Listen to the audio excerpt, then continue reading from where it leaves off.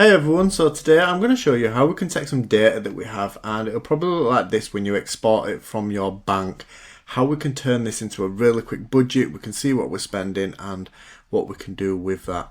So you can see that we start out with a lump of data here. There's nothing in cells B or C, but we need to break this out. So first of all, we'll select this A column here.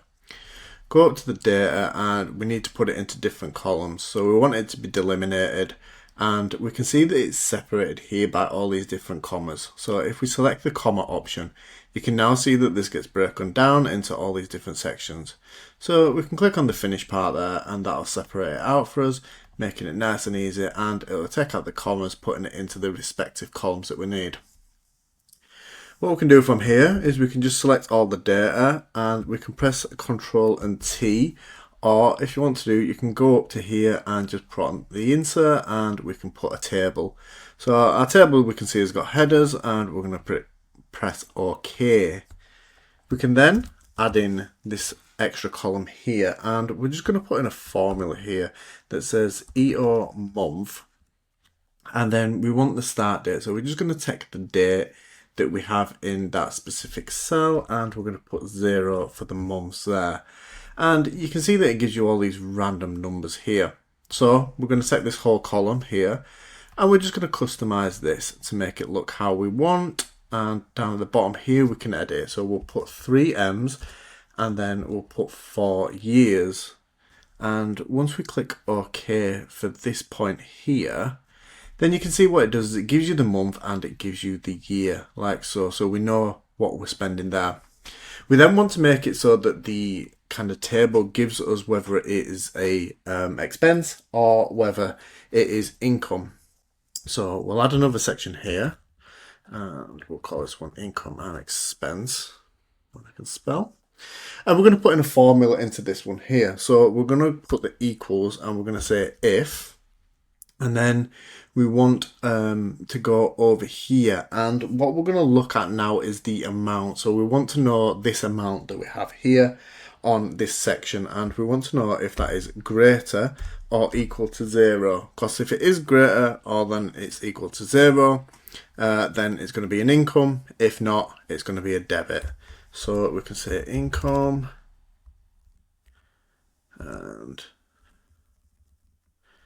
and expense. So hopefully that makes a little bit of sense. So if it's 0 and above, like the 2,500 here, we should get it as an income, and obviously this 9642 that's a minus here, we should see that come as an expense, like so. So you can do that for any amount of data, and what that's going to do is just put it in a table format for you.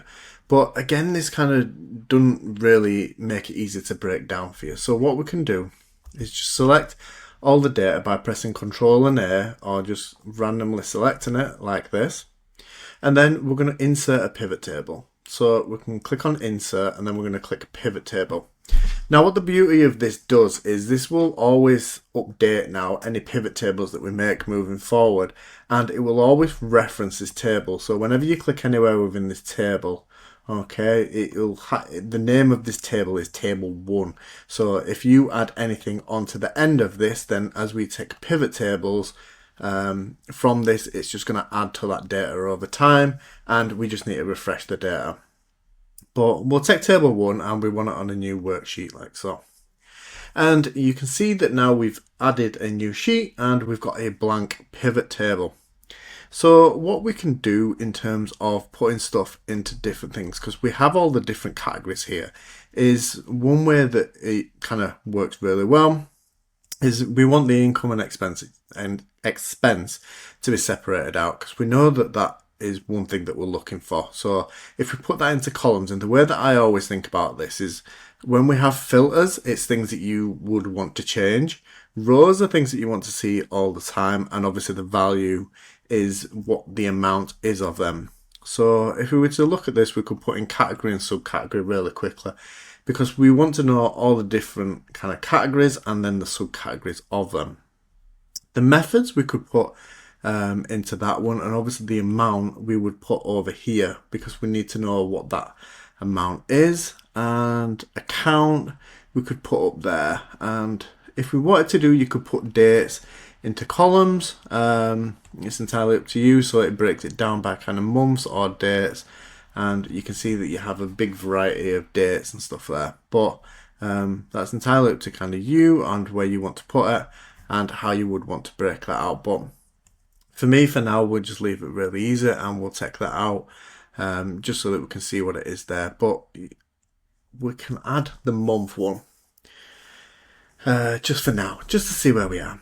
And you can see again, it looks a little bit more complicated than what it probably should do. So we have the option of kind of going up here, and we can take it off for columns or anything like that, or make it look a little bit easier, because with this grand total column here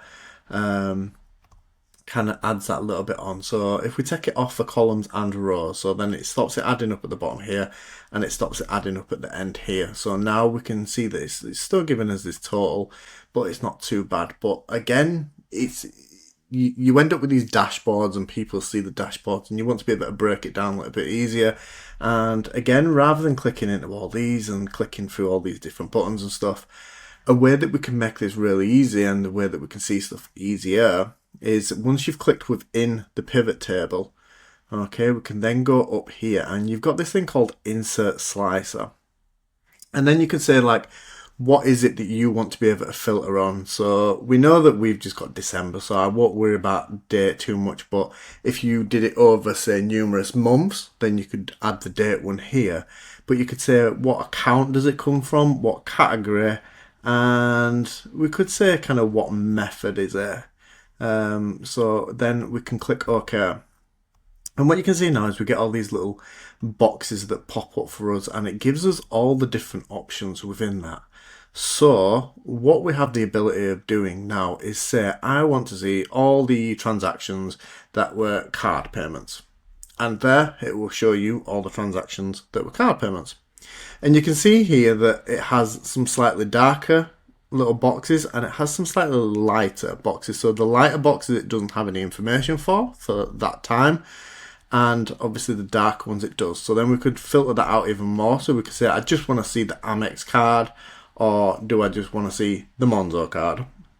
And you can flick backwards and forwards and you can unfilter stuff as you need to do. So again, we can select multiple here, so we can say that we don't want to see any of that stuff. So we just want to see what we had for food and drink and say savings. And there, oh, one sec, forgot that we have a little down there, transport. So again, rather than having to kind of open up these, you can see different ways. And then out of the savings and food and drink, I only want to see the Monzo stuff. So it's kind of a dashboard, but it's a really quick and easy way to be able to make a dashboard and able to kind of break stuff out. And again, you can just take all these filters off if you needed to do. And you can add filters over time as well. So we could add another one. So what we want to do is income or expense. And this is probably like one of the main ones that people will want to look at.